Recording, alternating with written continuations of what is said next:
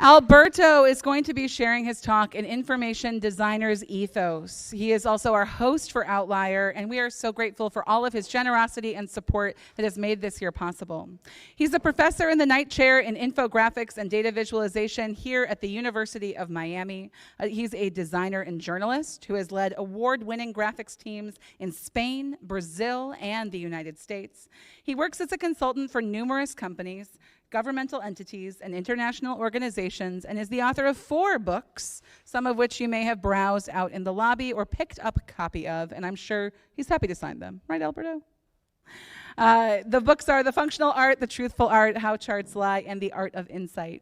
In December 2025, Alberto will launch the Open Visualization Academy, an open source and free repository of masterclasses, software tutorials, and massive online courses about information design and data visualization.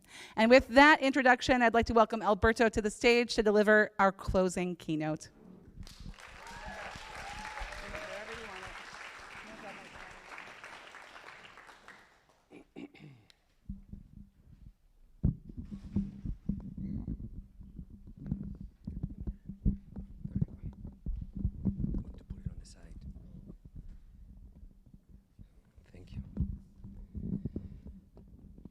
How is Miami? Have you enjoyed it? This has been a lot of fun. We have enjoyed like almost three days of conversations about the present and future of our craft. I have honestly no idea what the future of our craft is. I have many strong opinions weakly held. One of them is that prompting is not a craft. The craft is writing. And also that a taste is not a new intelligence. Intelligence is intelligence. And taste can be part of it, but taste is not intelligence. So I will share with you today a lot of strongly held opinions strongly held in this talk. I'm planning to talk about the craft of information design. I would like to talk to you a little bit about the title, because I believe more and more I find myself going back to this label. Information designer, not data visualizer, because I see data visualization as part of a broader world, information design. And the talk is also, will try to connect information design to a much broader world of knowledge. Another thing that I would like to point out is that you may notice that the title of the talk is not the information designer's ethos, it's an information designer's ethos, and this is quite important to the talk. So the title of the talk came to me when I read a book, sorry about my voice, I'm suffering from allergies. It came to me when I read a book by a Czech philosopher called Jan Patočka. So Patočka wrote a book many years ago titled Plato and Europe. And I found it funny that a book that is so dense with content, so erudite, so authoritative, because Patočka was a titan of Central Europe philosophy in the 20th century, begins with that quote: "I should ask, please, that you do not take what I say as something definite or final, but rather as a conversation among friends." And he was among friends, right? Patočka was among friends, because Plato and Europe is a collection of lectures that he gave at the homes of several friends of his, because he couldn't teach at universities in his country at the time during the Cold War, because the Soviet regime at the time had banned him from academia.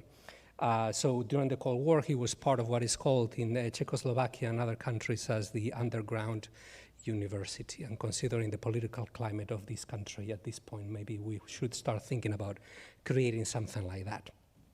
Anyway, so Patočka's words, that conversation among friends, they resonated with me so much, I think, because I believe that they encapsulate the way that I approach the writing about visualization, designing data visualization, so teaching data visualizations. I believe that this conversation among friends is implicit in all my books, but it's only made explicit in the latest one, which is The Art of Insight.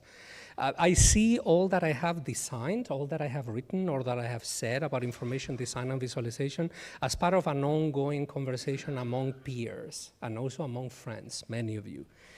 And in connection to these, there is a mantra that I like to repeat in all my classes and workshops. Several of my students are here today, so they're very familiar with that mantra, that I don't teach how to design visualizations.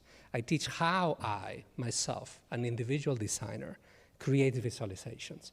This is a crucial distinction. It's an extremely important distinction. And I make it so explicit because throughout the years I have observed readers and students of mine, taking what I write or what I say as rules that are set in stone. According to Alberto Cairo, please never do that, okay? And not taking these as what they truly are, which are essentially the intuitions of someone, of an individual who has been in this industry for more than 25 years, who has some experience and some study on his back. That's all. That's all that we can aspire for. In information design, no matter what you have read before, and the visualization design as well, there are no universal rules or principles. All that we have, thank you, and it's more than enough, I think, it's more than enough, is a flexible grammar, a syntax and a grammar, a set of symbols, that allows for multiple approaches or styles. And then we have heuristics, conventions, aesthetic preferences, and tons of debatable opinions, opinions that should never be presented as facts or as universal rules. I see visualization design as a reasoning process instead. Creating a graphic consists of making justified choices, justified decisions, by weighing a lot of different factors, right? Weighing, for example, the nature of the information that you're presenting, the goals that you have. When you create the graphic, the audience that the graphic is going to be presented to, the constraints that you may face, and many, many other factors. So every graphic is different, every project is different. And these decisions, and this is another mantra that I also like to repeat in my classes, every single decision in data visualization is subjective. Many of us are very afraid of the word subjective. We shouldn't be. Every decision is subjective, but no decision should ever be arbitrary. For every choice that we make in data visualization, we should have a good reason or several reasons behind, but reasons that are debatable with other people that may collaborate with us. So I don't say this because I am, humble or out of false humility. I'm not very humble. But out of honesty, it's simple honesty. So, and this is a key element. That is a key element of my personal ethos that I'm trying to present to you here today, is that we all know much less than we would like to admit. But what we know, the little that we know, may be useful for others. So this is the spirit in which I would like you to take what I'm saying here today. Borrow whatever you feel that is useful for your own practice, for your own studies, for your own scholarship, whatever you find useful, inspiring, whatever, and then discard the rest. Whatever sounds like nonsense, please discard it. The little we know. So what have I learned, right? The little that I have learned throughout my career. When I was preparing to this talk, I took a look at my archive of personal projects from decades ago, from the 1990s up to the present. I discovered many horrors, but I'm not going to show you those. And I feel fortunate that I have enjoyed such a long and fruitful career. That career began in Spain back in the 1990s, where I was born. And I took my first steps in the late 90s in newspapers such as El Mundo, which is the second national newspaper in Spain. I was the graphics director of the interactive graphics desk for around 5 years. And I used to produce animations such as this one, right? We used to use a software tool called Flash. Remember Flash? Those were the days. Damn Steve Jobs, right? Love this area. Anyway, so after that, I also worked in Brazil, right? As Amanda just said. I was the head of graphics of the magazines, of the 16 magazines of Editora Globo, which is the biggest group of communication of Latin America. And at the time, I kept producing the types of graphics that I was producing before, right? Visual explanations, 3D models. I love 3D modeling, although I don't do that much anymore. So I continue producing, for example, this graphic that you can see in my first book, talking about giant telescopes in Latin America. And around 2009, 2010, I started switching more towards, and I started experimenting with what I do today and what I teach today. By the way, I believe that is the only radar chart that I have ever designed. But I'm very proud of it, extremely proud of it. You can read more about it in my first book, because it is, in my opinion, it's a great match between content, message, and form, right? And people actually get it. People who didn't know much about data visualization, Brazilians who know about the political environment and the political nature and structure of Brazil, they got the message of that chart like that very quickly once they read it. Anyway, and more recently, I find myself designing much less, unfortunately, and coordinating much more, like art directing. So for a couple of years ago, I was lucky to collaborate with a talented team of Brazilian designers and developers. This was in 2023.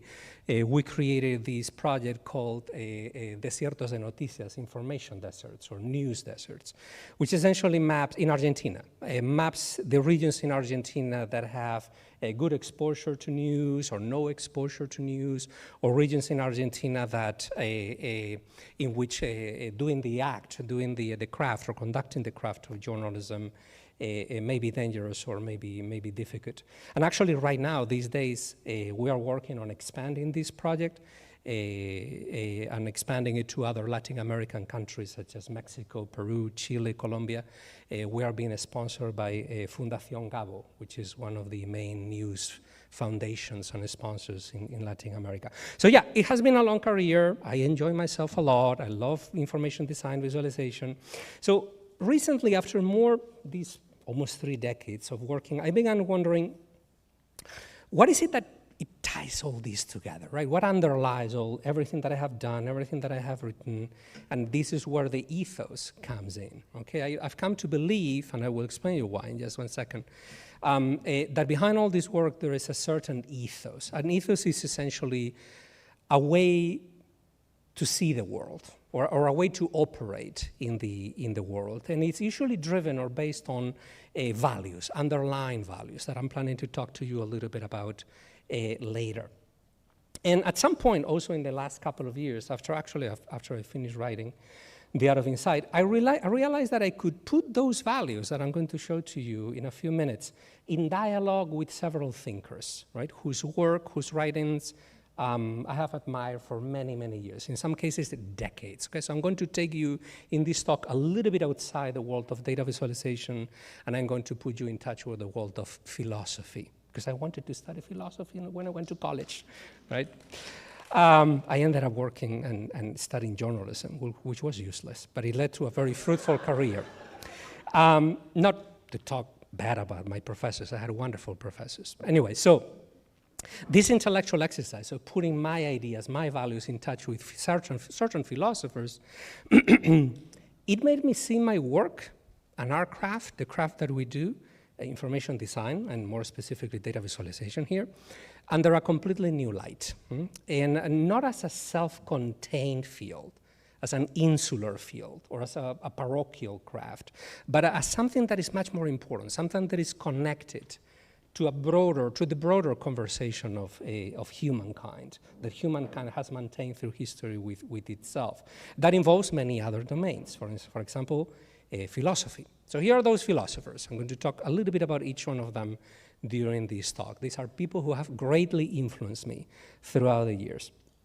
And I'm going to use, by the way, the present tense to talk about them. Many of them passed many years ago, obviously, as you may know. These people are very different to each other, extremely different to each other, okay? But underlying their writings, throughout the years, I have come to identify several underlying themes or trends, right, that I happen to sympathize with, right? So I'm going to talk, and that also influence those trends, influence the way that I see the world, and the way that I've always tried to operate in the world, the way that I also see life in general. The first underlying theme is a conception of human existence as tragic. We are all sentient. This is not news to all of you, right? Or to all of us, right? We are sentient, fragile, mortal creatures that can suffer, but who can also feel joy, right? And enjoy ourselves. All these authors have an extremely deep awareness of the limitations of human life and of its finitude. So do I. For some reason, since I was very little, and I mean very little, a little kid, I was extremely aware that I was going to die. Don't ask me why. And that awareness changed the way that I approach life. I could die today here on stage. I could die tomorrow. I could die a week from now. It's not something that worries me or that causes any sort of anxiety. It's just going to happen. It's going to happen to all of us. So being aware of this fact makes us feel less stressed out about it. It's going to happen at some point, and I don't believe in an afterlife. Therefore, I better operate well in this world, or do my best to operate well in this world. So having this deep awareness affects the way that we behave, not only towards ourselves, but also towards others. It forces us to adopt, I believe, a focus on, and these are themes that I will return to, compassion, empathy, fraternity, and solidarity. Right? These are all common themes in all these authors. The second theme, which is also extremely important, a relative distrust for ambitious, comprehensive, and coherent systems of thought. Right? Like Plato's or Aristotle's or Kant's systems of thoughts, right? I also distrust people who are too sure about their own opinions or who present their own opinions as facts. I'm extremely distrustful of that type of person. These thinkers are not that interested in abstract ideas or ideals or systems. They prefer to philosophize about flesh and blood people, about the real, concrete realities on this world and about human existence. And as a consequence, they write not as an academic philosophers. If you read their work, it doesn't sound like philosophy, right? It reads more like an essay, most of the books of these people, right? They write as historians, as sociologists, as political scientists, as journalists, as poets in many cases, and also as popularizers, because all of them saw themselves as public intellectuals. And I'm going to make here an aside, and just think about it. In a sense, you are all public intellectuals. If you design data visualizations or information design pieces that are shown to a general public, you're contributing to the betterment or to the worsening of the polity, right, of society. So we can better or worsen it. And so our work is intrinsically political because of that, right? And there's enormous responsibility in that I take very, very seriously. And then the third theme that underlies the work of all these thinkers, a sense of connection between philosophy and other fields of inquiry, particularly literature and philosophy. Actually, one of them, Javier Gomá, who is a Spanish philosopher, he's a doctor of philosophy, an academic, a professor, etc. He says that philosophy shouldn't be understood or taught as a science. It should be taught as a branch of literature, right? There's a lot to speak about that. So I tend to call these people philosophers of the poetic, right? And in fact, the entire philosophical project of one of them, Maria Zambrano, who was also he's also a Spaniard, the entire political project that she created was called poetic reason. So I'm going to talk about a little bit about Zambrano, and then start making connections with the world of visualization. So Zambrano grew up in Spain. She grew up in the early 20th century. She was a socialist, and that was not a good idea in early 20th century Spain. So she had to leave. She went into exile after the Spanish Civil War in the 1930s, and she lived in exile for many decades. She taught in many countries, Mexico and many others, and she only returned to Spain towards the end of her life. Zambrano was a critic of the dominant political ideologies of her time, liberalism and communism. These two ideologies, Zambrano saw them as emerging from the 19th century ideal of rational progress. And she wrote that these rational, so to speak, ideologies were based in a very narrow view of reason, a view of reason that only takes into account or that only considered scientific or technological rationalism. And she was an advocate to expanding the notion of reason. She was not opposed to scientific rationalism, like statistics or numbers. She was not opposed to any of that. But she thought that it was essential to human flourishing to expand this a little bit more. She explained that scientific rationalism and technical rationalism was just a branch of a much larger tree of knowledge or tree of reason. Hers was a conception of reason that didn't exclude many other components that are extremely relevant, such as emotion, intuition, passion, instinct, spirituality, or even religion. She was a highly religious person. I'm not, but she was. And she called this project, that it was completely unfinished, right? She devoted most of her second half of her life, I think, to work on this project, but it's still unfinished. She called this project Poetic Reason. And she saw poetic reason as a much richer and a much more humanistic form of reason. Zambrano's philosophy, if you think about it, the way that I have presented here in very sort of like very broad terms, is not that different to what some of us have been trying to do for the past few years, which is to try to expand the frontiers of the possible and the acceptable in visualization. I could mention, for example, Data Feminism by Lauren and Catherine, right? I recently reread this book and I was hearing Zambrano in the background as a hum. This is Zambrano, this is Zambrano. It's not that they read Zambrano, right? But those ideas were connected somehow in my brain to this book. This book is absolutely magnificent, by the way, you should read it. And I could not help by hearing Zambrano talking about poetic reason, because data feminism essentially is the notion of poetic reason. And I also believe, Gabriele mentioned data humanism in just 1 minute, I also see it connected to Giorgia Lupi's notion of a data humanism. I believe that if Zambrano were alive today and for some weird reason she was interested in visualization, she would have loved this manifesto, because it's essentially poetic reason. That's what it is. She would applaud Georgia's call to embrace the imperfect, the playful, and the visually poetic in some sense. And more recently, I'm also certain that Zambrano would have felt at home with Nadi's recent book, a chart in which Nadi writes very eloquently about her artistic and creative approach to data visualization. However, this is not the only branches or the only exponents or examples of poetic reason that I can talk about. I'm pretty sure that Zambrano will be very happy and will appreciate Edward Tufte's stern, modernistic, and hyper-rational approach to data visualization, because neither of these approaches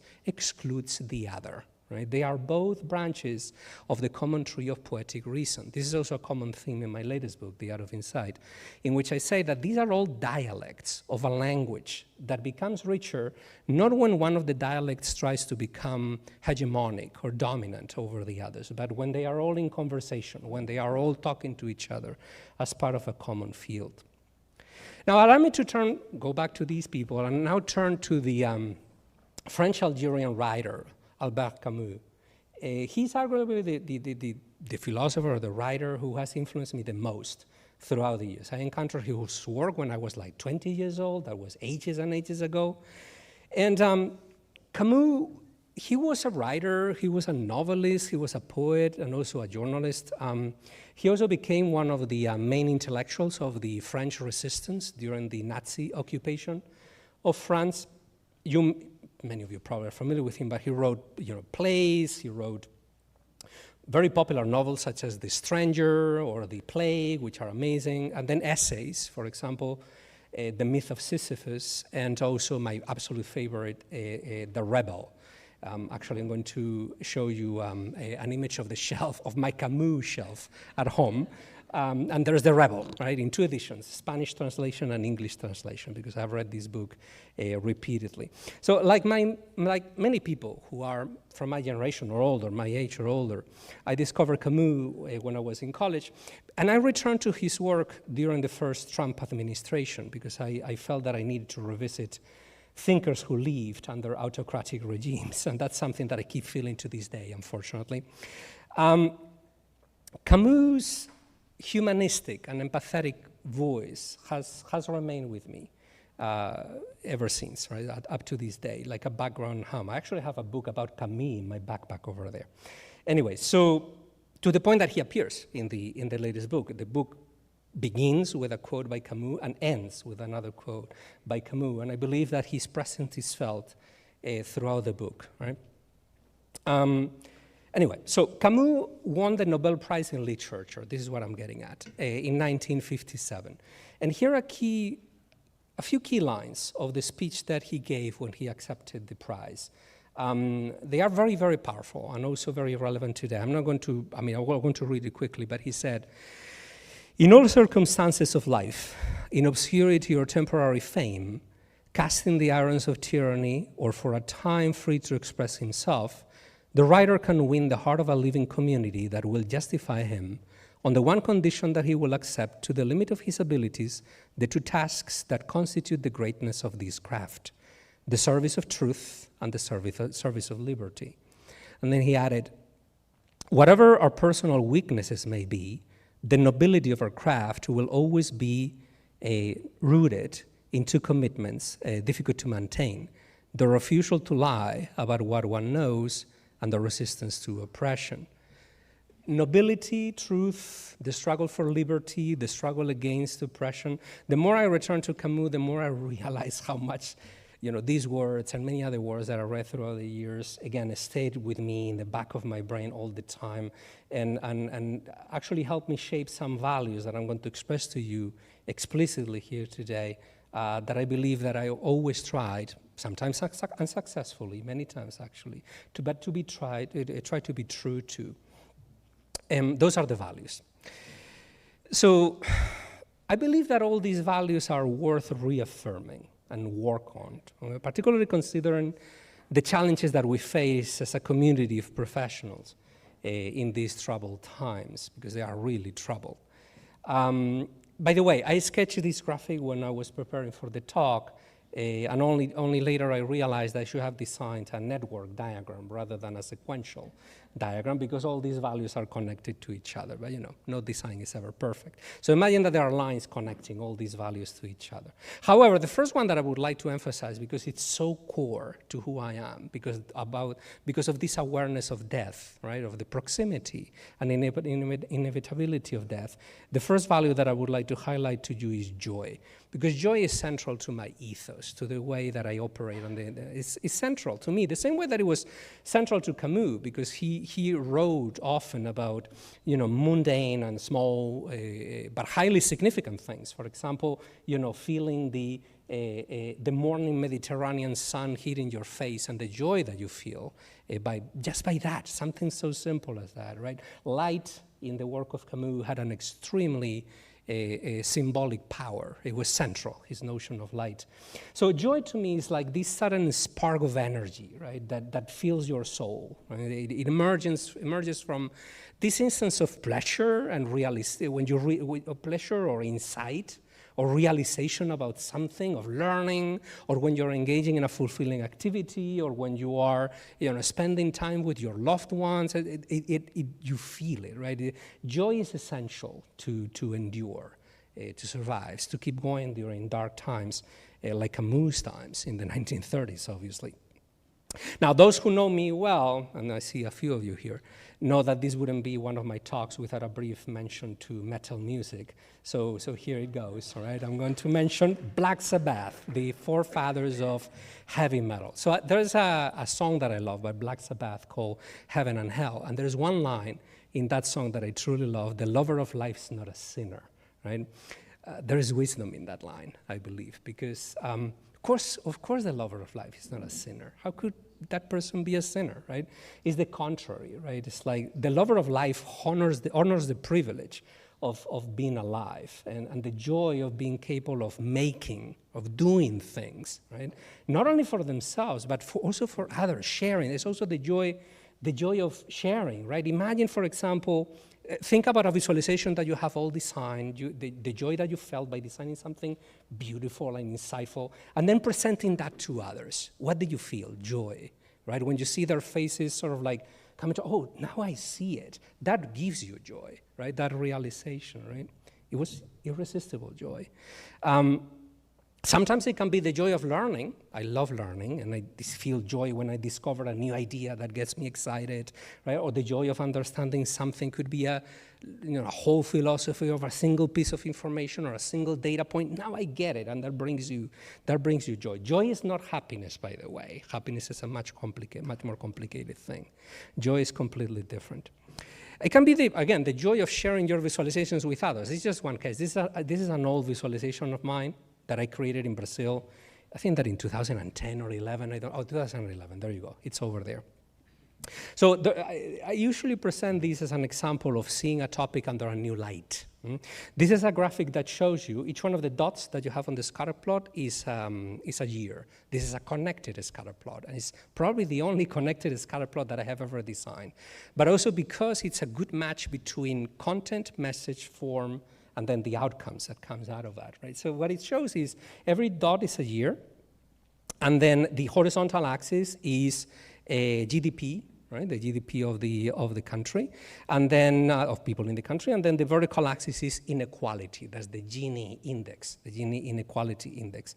And I don't know whether you see that, but the pattern here is extremely clear: chaos and stability, chaos and stability. A rope that is loose and a rope that gets tightened up. Right? That's how people who knew nothing, friends of mine, who knew nothing about visualization and whom I presented this graphic to, read the graphic. They didn't even need to read all the labels, whatever, they got it immediately. Oh, it's chaos versus stability, right? Tons of inequality. Brazil was going through the previous presidents, particularly Collor de Mello, who is somewhere over there, Collor over there, but also Sarney, times of high economic instability, a huge inflation, crazy inflation, and the economy was wild at that time. And that corresponded to wild swings in inequality for some reason. So that is not the economy, really. It's just the economy, but that's the way that they read it. They projected, in some sense, their experiences in the graphic. And that brought me immense joy because they got something out of the graphic. Not necessarily what I was trying to convey, although they also got that after they read the labels and all that stuff, right? But the fact that they described this graphic with that metaphor that I had not thought about, a rope that is loose and a rope that it gets tightened up, that brought me immense joy. It was a great, great joy that I felt. Second value, attention, in two senses of the word, right?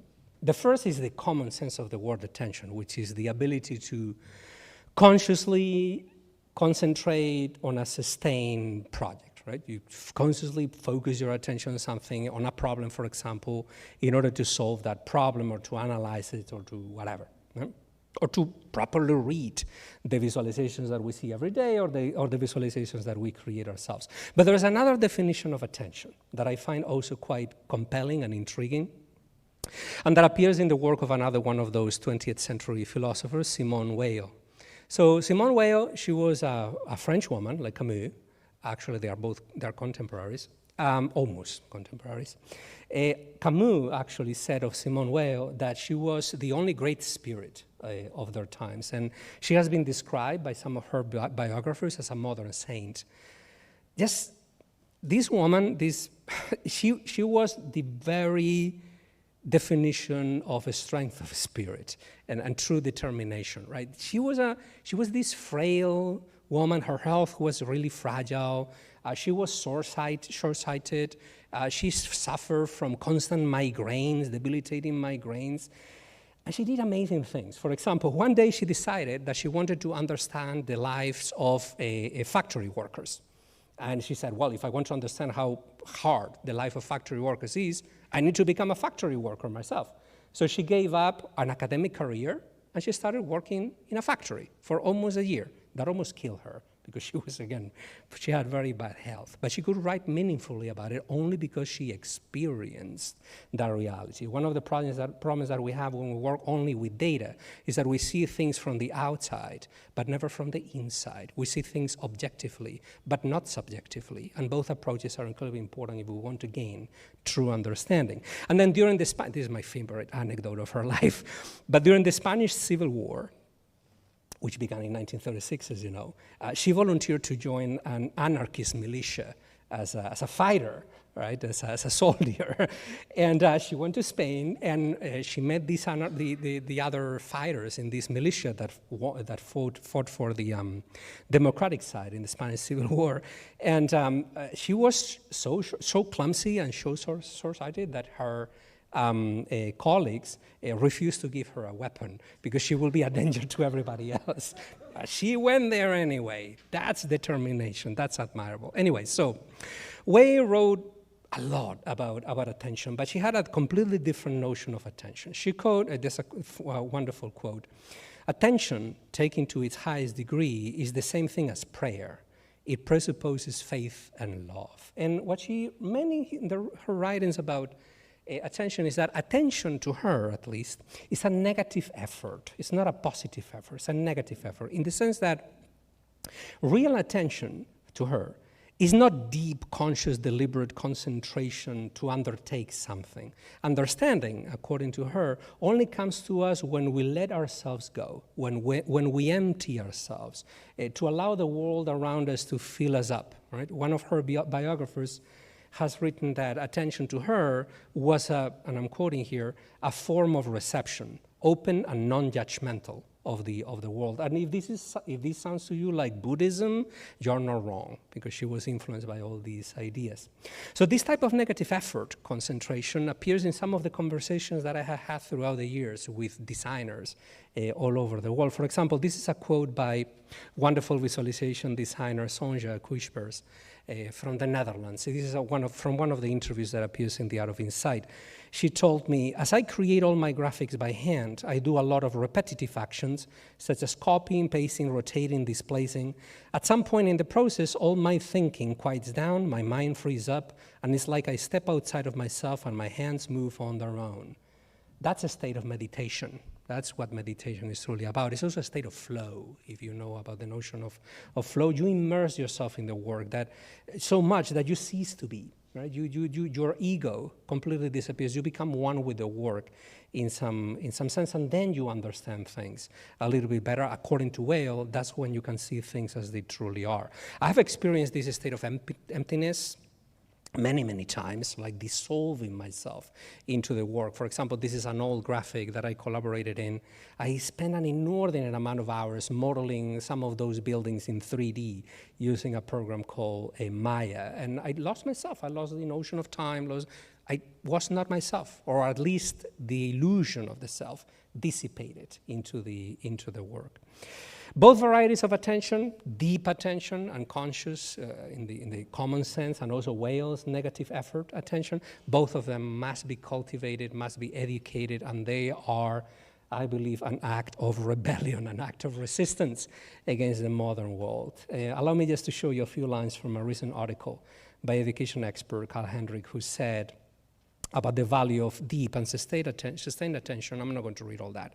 But he also said that deep attention is resistance, right? Deep reading.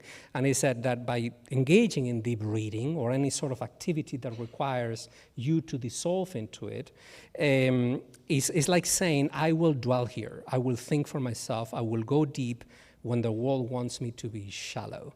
This is an amazing quote, because the world wants us to be shallow. The world wants us to be distracted and misinformed and in the dark about the things that are worth understanding, the things that truly matter. And that makes me turn to the next value, which is truthfulness. This is why I believe this is the whole reason I wrote a book titled The Truthful Art. So this is central to me, right? The obligation to always try to convey your best understanding of the truth, lowercase t, right? I don't believe in truths, right? But I do believe in smaller truths, in human truths, right? With the graphics that we design. Considering the times that we are in these days, this may sound a little bit naive because we are surrounded by cynicism and nihilism and alternative truths and all that crap, but I believe that we need to go back to this value as much as possible. It is not naive to do so. First of all, because we are surrounded by an increasing amount of slop and bullshit, and that tide is not going to stop rising anytime soon due to AI. And second of all, because the reactionary and autocratic forces that have seized power in the United States, in Hungary, in Russia, in Turkey, too many other countries are on the offensive right now against the very notion of truth, and also against what underlies that notion of truth, such as data, facts, reasoning. The success of these forces depends on undermining or even destroying the institutions and professions that create and disseminate knowledge. And an even bigger danger, and we see this every day, particularly if we work inside universities, is that these forces can also try, and in some cases they are successful at, co-opting these institutions or corrupting them from the inside and repurposing the tools that we use every day for nefarious goals, right? This can happen to data visualization, because data visualization, this is why truthful is so, being truthful or attempting to be true to the value of truthfulness is so important, because the tools that we use can, same as statistics, it's the same thing, right? It's like the same tools that we can use to tell the truth or to improve other people's lives can be used, and we have historical examples of these, to worsen people's lives, can be used for that as well. So maybe this, I don't need to say this, but I believe that we need to be uncompromising to the duty to speak and design honestly as much as possible, right? Even if it puts us at some sort of risk, which happens sometimes. There is a very old and very beautiful word that refers to speech that is frank, truthful, honest, and also fearless, right? Speech that can put you in danger when you engage in it. And the thinker who wrote more about that word, I will get to the word in just 1 minute, was Michel Foucault. You may know Foucault because he wrote a lot about power and sexuality and many other topics, but the work of his that I'm more interested in is the later work, the work that he did at the end of his career when he taught courses at the College of France. And in these classes, which are collected in several volumes, because his talks were recorded and transcribed, and the last of them, by the way, is appropriately titled The Courage of Truth. I love that title. In any case, so Foucault talked about a word that is ancient, very old one, called parrhesia, or parrhesia. It's pronounced differently depending on where you are. So parrhesia is essentially the act of speaking truthfully and without fear, fearless speech. You know that if something is true, you say that it is true. And you say it frankly, directly, honestly, candidly, also empathetically, right? You don't need to be rude to any or aggressive to anybody, but you do need to speak that truth. Those who engage in parrhesia, maybe we should call them parrhesiasts, I don't know. They do play, or we do play, an important role in society, because they are the people who have the courage to speak truthfully to the ruler, right, or without reservation, to the king, to the chieftain, to the tyrant, or to the ruling mob. Let me show you a very brief example of these, of parrhesia. I don't know whether you have heard of what the Venezuelan opposition did during the recent presidential elections. This is a great act of parrhesia, in my opinion, because what happened in the election is that the opposition, the political opposition, suspected that the ruler of Venezuela, Nicolas Maduro, was planning to steal the election, which he ultimately did, okay? On election day, the opposition had thousands and thousands of people everywhere in all the electoral places photographing the physical tally sheets that came out of the voting machines during the election, right? They were able to photograph around 80% of these tally sheets during election night. They collected all this data, they transcribed this data, the data was extracted, and it was eventually visualized, and it showed that Maduro lost the election, and actually by a lot. He refused to step down anyway. But what matters here, I believe, is not the utilitarian value of parrhesia. What matters is not whether this showed that this is true or not. It doesn't really matter to me, at least. Well, it does matter, right, that a tyrant is essentially still in power, but it doesn't matter that much that they were successful or not, because the value here is the fact itself, the act itself, that really matters. Imagine if there were no people around willing to put themselves at risk to do that. It would be a much worse world, in my opinion. So that is the fact, that is parrhesia, and that is why I believe it's admirable and it's exemplary, something that I will return to in just 1 minute. Care, right? This is extremely important to me. Why putting so much effort in that type of work that I have just shown you? Why are some people willing to put themselves at risk to tell the truth? And I believe that is because we care, right? Or they care, right? They care about themselves, they have self-respect, and they care about the values that they hold and their own integrity. And also they care in no small part because of that, they also care about other people. So in the past few years, I've become interested in a branch of moral philosophy called care ethics, right? It has become a distinct branch of moral philosophy. You may have heard about deontology and virtue ethics and utilitarianism and consequentialism. Care ethics is another branch of moral philosophy that, instead of focusing on virtues such as justice, on how to weigh the consequences of our actions. That's what utilitarianism does, or the character that motivates our actions. That's virtue ethics. It focuses on interpersonal or societal relationships. So it puts a lot of emphasis on empathy, compassion, solidarity, and interconnectedness of people and also of groups of people. So I chose Victoria Camps, who is also a Spanish philosopher and professor of bioethics, to exemplify or to quote the care ethics, not because she's a pioneer in care ethics, but if I had to credit pioneers in this field, it would be, for example, the feminist philosopher Carol Gilligan, although the tradition goes back in time to David Hume and even to Plato, all the way back. But Camps wrote recently a very good book about care ethics titled Tiempo de Cuidados, A Time for Care, and there's a quote from the book. Care ethics considers the person as a relational and interdependent being. It's an ethics not based on general principles or on universal rights, but on our common contingency and on the limitations that we all suffer, being aware of being mortal. Again, we go back to these themes over and over again, right? So maybe that's why this resonates so deep with me. Caring for those who suffer, for those who are in the dark, for those who are oppressed, the benevolence behind all those varieties of care, that's a moral good, right? That's a moral good, in my opinion. To this day, I admire people who care or who show that they care through their work. For example, I could mention ProPublica, right? ProPublica, as you know, is an investigative reporting a nonprofit based in New York. To me, is that they are the gold standard when it comes to using data and visualization to conduct data journalism. And ProPublica belongs to a branch of journalism that departs from the traditional two sides, balance, objective, bullshit journalism that we see way too often in this country. In my opinion, and this puts me at odds, by the way, with several people in my own department, that tradition of journalism, objective journalism, is quite misguided and also societally corrosive and dangerous. What ProPublica does, though, right, is that they don't pretend to be neutral or to pretend to be objective, right, but they try to be fair, right, and they try to be rigorous, extremely rigorous with the work that they do. They essentially emphasize other types of values, the rigor, the depth of the story, but they do it with a motivation, right? The motivation is care about people, right?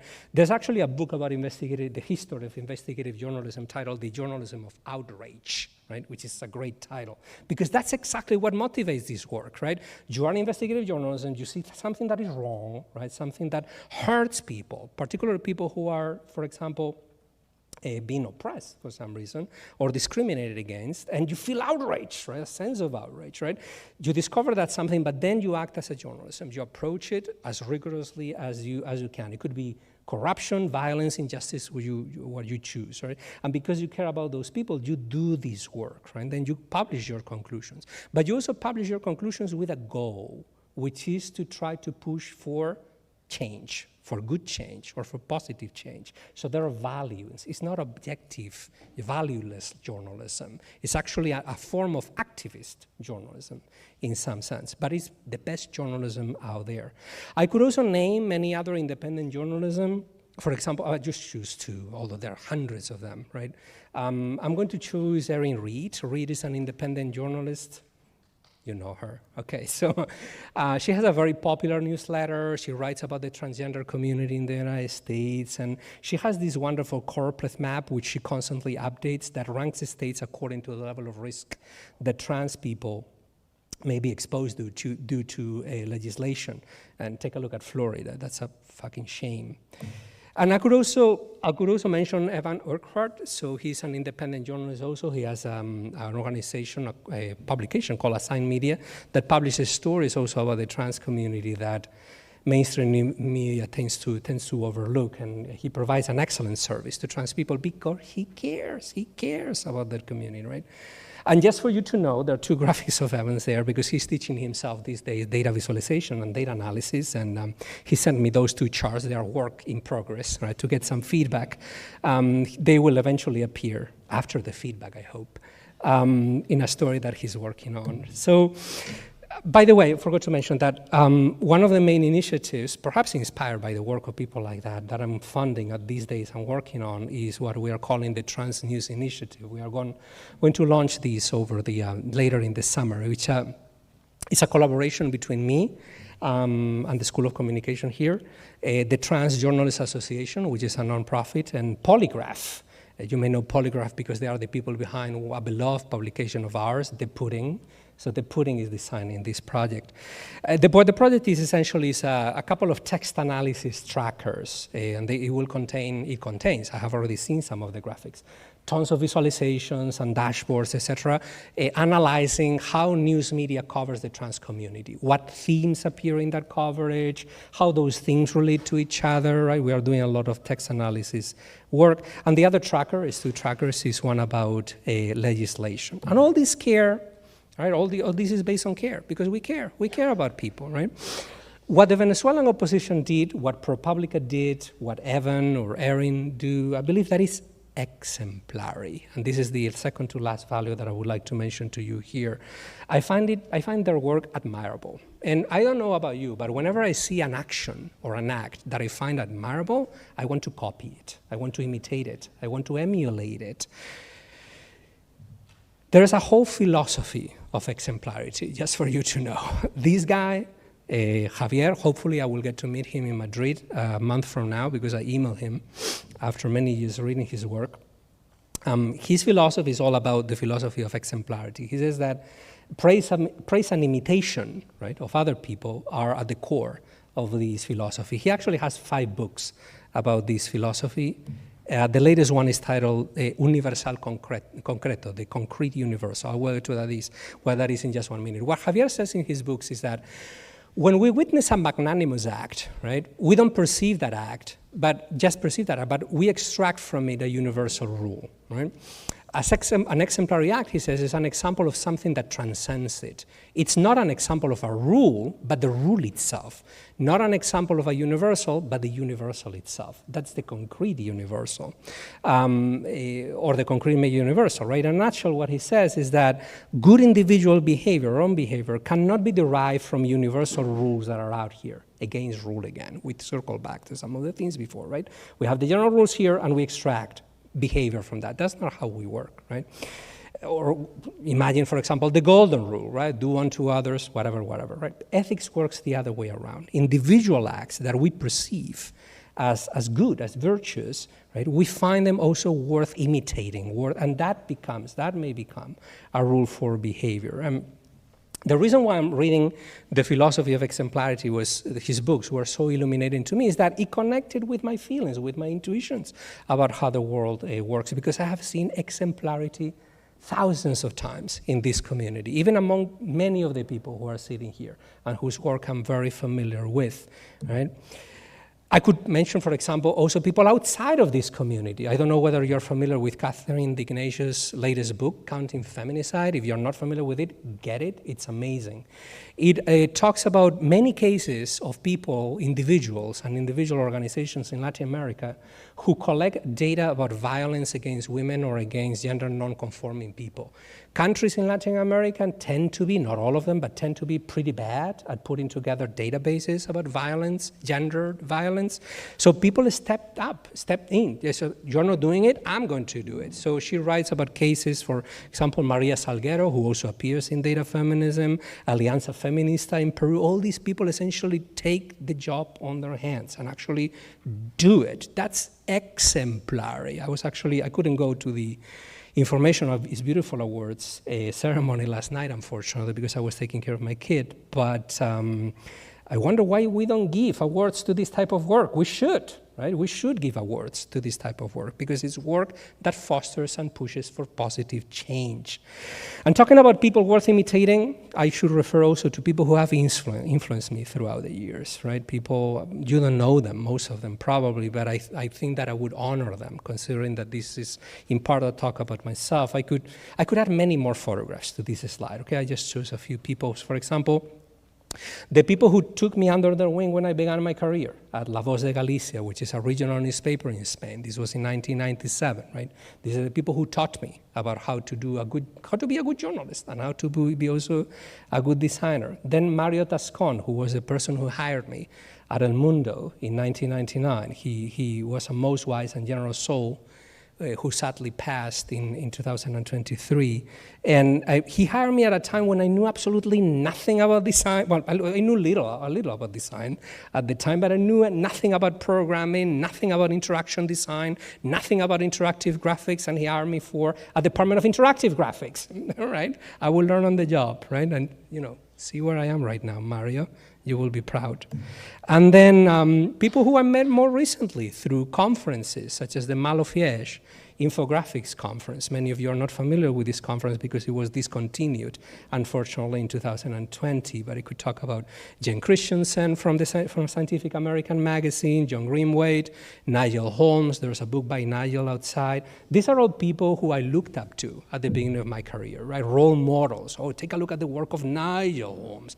And I eventually get to meet them, and they were like the most down-to-earth people you can meet, right? You could sit with them, they will give you advice, and today they are all friends. They all become friends, to the point that I have edited the books by a couple of them, Jen and Nigel, and I'm trying to persuade John to write his own book also.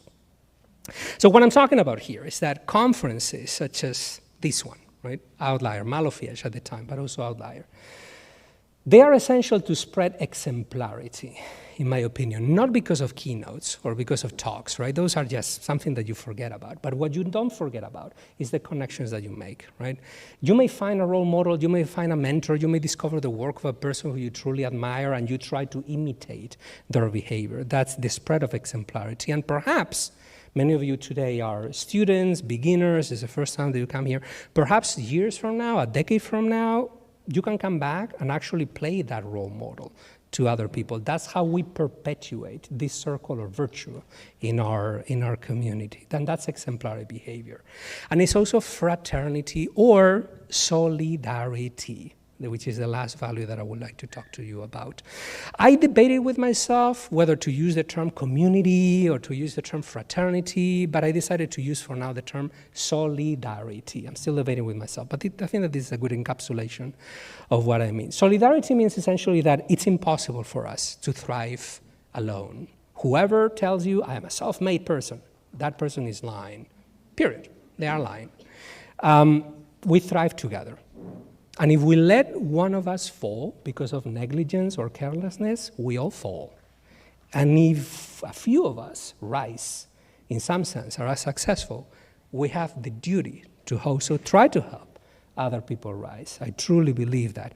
My small contribution to that is what Amanda mentioned just a minute ago, the Open Visualization Academy. By the way, that beautiful swirl that you have in there was designed by Vinicius Suero back there, right?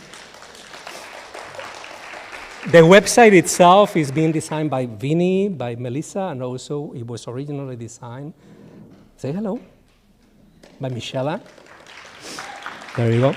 Anyway, so as Amanda said, the academy, the goal of the academy is to be an open source, completely open source and completely free library of video courses, from conceptual master classes about anything from visualization feminism to dashboard design to ethics to whatever, and not many other educational materials that I'm planning to keep feeding and increasing throughout the years.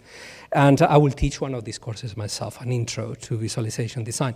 And it will also include a massive open online course, a MOOC. Remember MOOCs? Right? That's sort of like already an old-fashioned word. And I will teach that myself every year, beginning this December.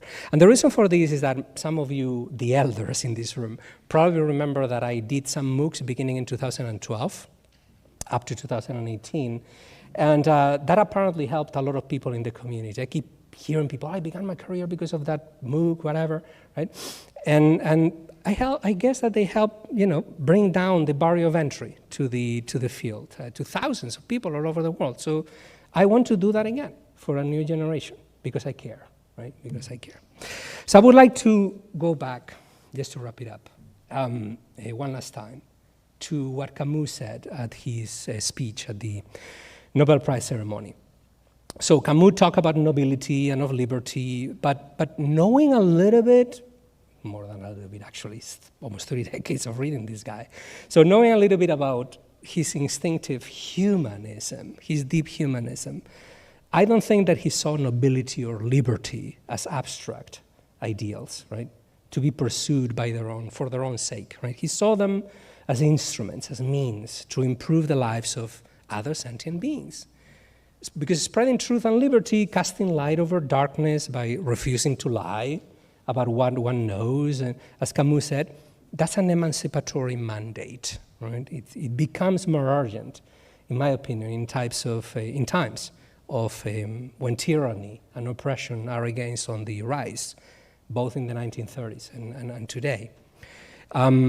Learning and sharing our learning with others, regardless of whether we share through writing or through visualization or through any other means, is an act of mutual aid, right? That's what I mean by solidarity. That's what solidarity is about. And in such acts of solidarity resides, I believe, what Camus called the nobility of our craft. I would even argue that is the very foundation of a life well lived, and that is, my friends, what lies at the core of my personal ethos and information designer's ethos. Thank you so much again.